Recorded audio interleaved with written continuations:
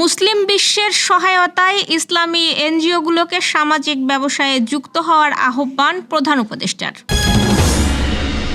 কোনো দেশে প্রধানমন্ত্রীর মেয়াদ নির্ধারিত থাকার নজির নেই, বললেন সালাউদ্দিন। দেশের ইতিহাসে সবচেয়ে বড় রাজনৈতিক মব হয়েছিল 2013 সালে, মন্তব্য উপপ্রেস সচিবের। মানব শুক্রাণু ও ডিম্বাণুতে মাইক্রোপ্লাস্টিকের উপস্থিতি শনাক্ত করেছেন বিজ্ঞানীরা। এশিয়া কাপ হকিতে চীনের বিপক্ষেও বড় জয় বাংলাদেশের।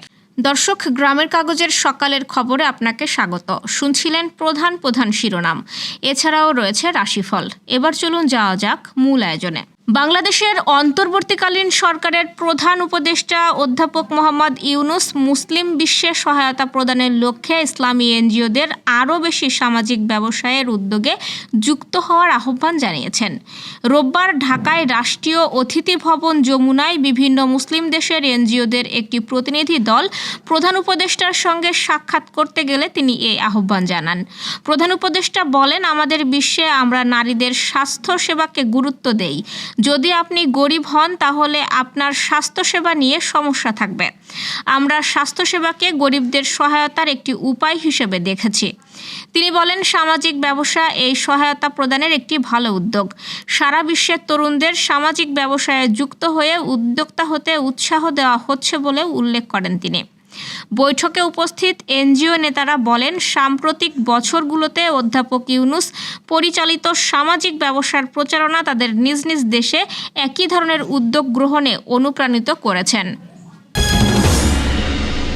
বিএনপির স্থায়ী কমিটির সদস্য সালাউদ্দিন আহমেদ বলেছেন, দেশে যাতে পুনর্বার কোনো স্বৈরাচারের উৎপত্তি না হয়, ফ্যাসিজমের উৎপাদনের ব্যবস্থা না থাকে, সেই জন্য পৃথিবীর কোনো দেশে প্রধানমন্ত্রীর মেয়াদ নির্ধারিত থাকার কোনো নজির নেই।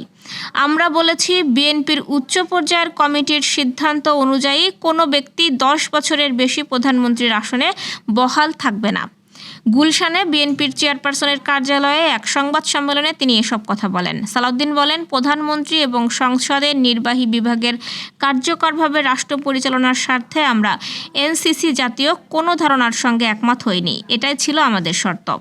আমরা আশা করি একটা ঐক্যমত্যে পৌঁছাতে পারব। আলাপ আলোচনা হচ্ছে, তবে দীর্ঘ আলোচনা কাম্য নয়। বাংলাদেশের ইতিহাসে 2013 সালে সবচেয়ে বড় রাজনৈতিক মব হয়েছে শাহবাগে বলে মন্তব্য করেছেন প্রধান উপদেষ্টার উপপ্রেস সচিব আবুল কালাম আজাদ মজুমদার। সম্প্রতি একটি বেসরকারি টেলিভিশনের টক শোতে তিনি এ কথা বলেন। আবুল কালাম আজাদ মজুমদার বলেন, বাংলাদেশের ইতিহাসে 2013 সালে সবচেয়ে বড় রাজনৈতিক মব হয়েছে শাহবাগে। তখন অনেক মানুষ ও রাষ্ট্রীয় পৃষ্ঠপোষক একত্রিত হয়ে আইন পরিবর্তন করতে সরকারকে বাধ্য করেছিল, বিচার বিভাগকে রায় পরিবর্তন করতে বাধ্য করেছিল।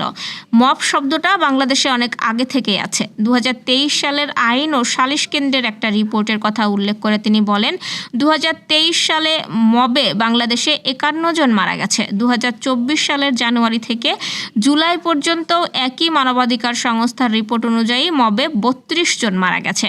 তিনি স্পষ্ট করে বলেন, অতীতে এই ঘটনাগুলো যার দ্বারাই সংঘটিত হোক, সেটাকে অবশ্যই আমরা নিন্দা জানাই। মব ভায়োলেন্স কোনোভাবেই গ্রহণযোগ্য নয়। শুধু নিন্দা নয়, সরকারের অংশ হিসেবে আমরা দায়িত্বশীল ব্যক্তিদের মব ভায়োলেন্সের বিরুদ্ধে সক্রিয় রাখতে সবসময় চেষ্টা করে যাচ্ছি। মানব শুক্রাণু ও ডিম্বাণুতে মাইক্রোপ্লাস্টিকের উপস্থিতি শনাক্ত করেছেন বিজ্ঞানীরা। পরীক্ষায় নারীদের 69% এবং পুরুষদের 55% নমুনায় মাইক্রোপ্লাস্টিকের উপস্থিতি দেখা গেছে।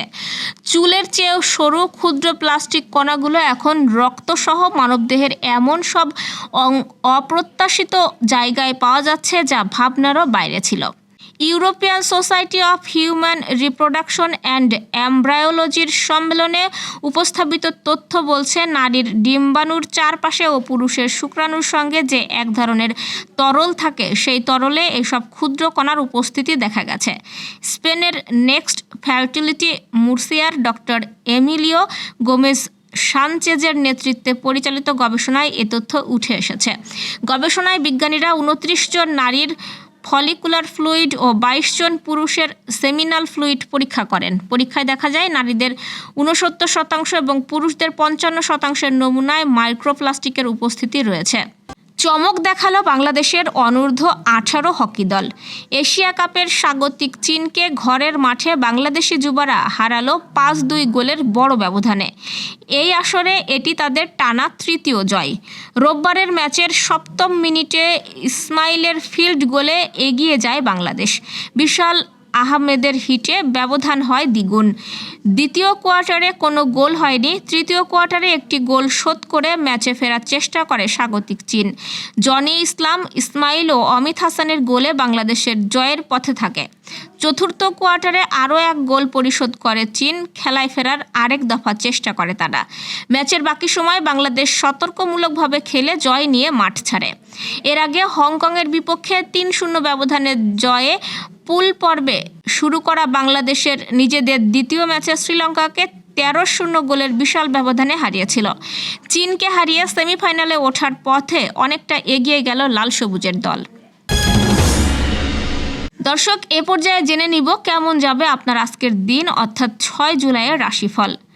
মেষ রাশির জন্য আত্মকেন্দ্রিক মানসিকতার লোকজন থেকে দূরে থাকায় শ্রেয় হবে। ব্যবসায়িক যোগাযোগ শুভ। বন্ধুবান্ধব, সহকর্মী ও আত্মীয়স্বজনদের সঙ্গে বৈরী সম্পর্ক বা পরিবেশ তৈরি হলে ইতিবাচক মনোভাব ব্যক্ত করুন এবং আর্থিক যোগাযোগ শুভ। বৃষ রাশি, আজ অলসতাকে প্রশ্রয় দেবেন না। পরিবারের সুখ সমৃদ্ধি বাড়বে। অতিরিক্ত খাদ্য গ্রহণ থেকে বিরত থাকুন। দ্বৈত মনোভাবের কারণে পেশাগত বিষয় নিয়ে সাবধানে থাকতে হবে। মিথুন রাশির সাংসারিক দ্বন্দ্ব নিরসনের জন্য ইতিবাচক সহনশীলতা বাড়াতে হবে। শারীরিক ও আর্থিক বিষয় আপনার জন্য শুভ এবং পেশাগত কাজের জটিলতা এড়িয়ে চলুন। কর্কট রাশি, সফলতার জন্য আত্মশক্তিতে ভরপুর থাকুন। দোদুল্যমান মানসিকতা পরিহার করুন। পারিবারিক বিষয় নিয়ে যত্নশীল হন এবং সহজ সরল জীবনযাপন করার চেষ্টা করুন।